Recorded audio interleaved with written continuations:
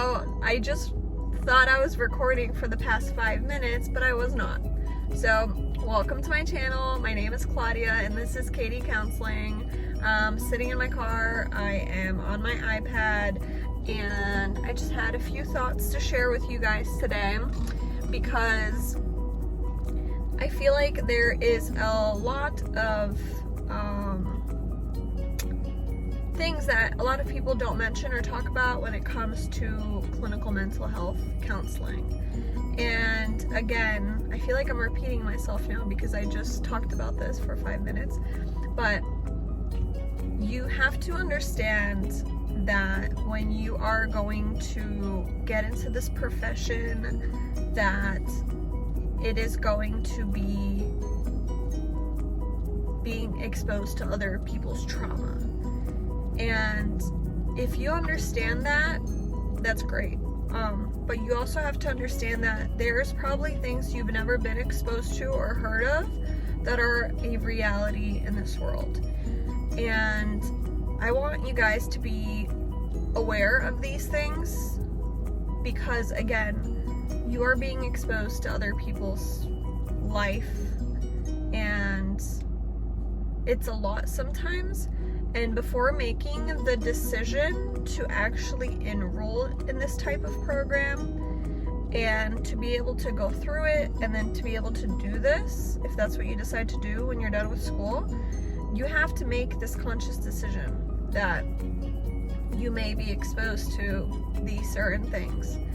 And what I was saying before is, organically, a lot of people that get like a psychology undergrad, they think like, you know, this is the next step, or social work is, or you know, counseling, mental health.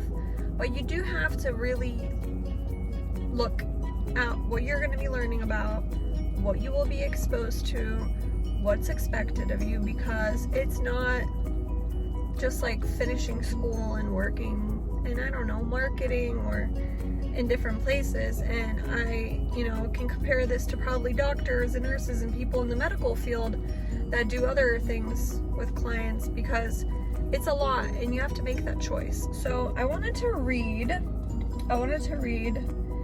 the, let me see here, I have the DSM-5 opened up, and I wanted to read the different things you will be learning about that you should maybe do some research on and see if you're comfortable learning about these things and working with clients that may inhibit these traits. So this is section 2, diagnostic criteria and codes, okay? So the first one says neurodevelopmental disorders. Second is schizophrenia spectrum and other psychotic disorders. The third one is bipolar and related disorders.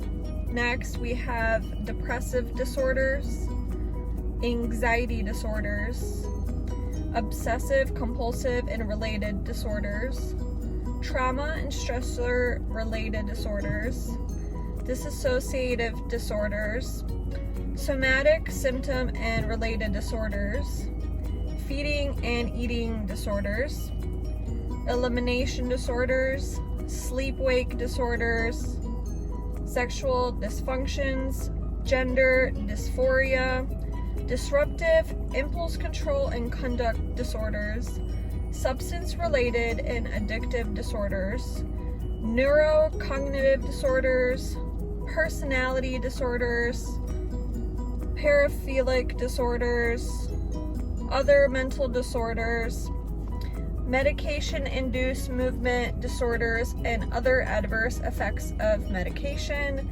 And lastly, other conditions that may be a focus of clinical attention. Okay, so those are just the categories, and within all those categories you have different, you know, like it says, related disorders. So you learn about what motivates each thing, what medication each disorder may or may not need, or This past week we learned that, you know, personality disorders are very medication resistant and talk therapy is the best thing. So you kind of learn what is best for what.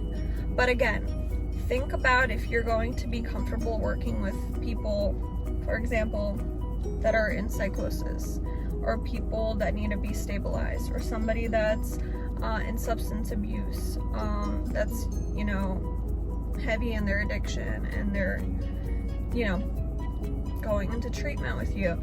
So you just have to understand what you're getting yourself into, and if you make the decision that you can do it, that you have enough background information about it, and that you're willing to really inhibit all of these things and learn and hear and know how to go about this, then definitely do it. But again, there has been times where we were learning about, I think it's like exposure therapy, and it was like, I don't remember exactly what it is, but it's like when you as the therapist is narrating, not narrating, but you're sitting in a room with a client and they're talking about their traumatic experience, and you have them talk through it multiple times, and each time when they get too overwhelmed, you stop them, you talk to them, and you have them rate how they're feeling. So one of the, you know, the cases was like something happened, car accident, and it really went through like, it was like a skit, and you had to read it, and you could really feel like if that was a real client saying these things to you, you have to like sit there and really, like, it's some real stuff. It's obviously, but you know what I'm saying? Like, I had emotions. I started crying when I was reading this, and maybe it's because it's just me and that's the type of person I am, but you have to learn how to inhibit these emotions, internalize them, definitely be sympathetic and definitely empathize, but just be aware you will be exposed to these kind of emotions, these kind of things, and maybe, you know, that's not how you react to certain things, but you're gonna hear about it, you're gonna be around it, you're gonna have to try to figure out how to help people, you know, through these kind of things. So I really want you guys to think about that, because it's not for everybody. And as strong as you think you are, you just have to really, really, really commit to it. And I'm very passionate about it, and it makes me happy to learn about these things, because I get very curious about finding more information and helping and different modalities. So definitely suits me for right now. I will definitely keep checking in with you guys as this progresses, as I do internships. And also, don't let this discourage you, because you can definitely do internships and do this in like a workplace. I've seen different places hiring licensed mental health counselors at like businesses, so you don't have to work at like clinics or hospitals and stuff like that. But something to think about. Really do your research, see if you're comfortable with these kind of things, and go from there. So I just wanted to help you make like an informed decision about this field. It is a great field. I love learning about everything. But yeah, let me know if you guys have any questions in the comments below or at Katie Counseling. I'm always here to talk about current events, and, you know, check out my Instagram. I really like sharing stuff on there. I find a lot of good stuff in mental health. I follow a lot of cool people, so let me know how everything's going. Drop a little emoji down below if you are here at the end. Have a good day, guys. Bye-bye.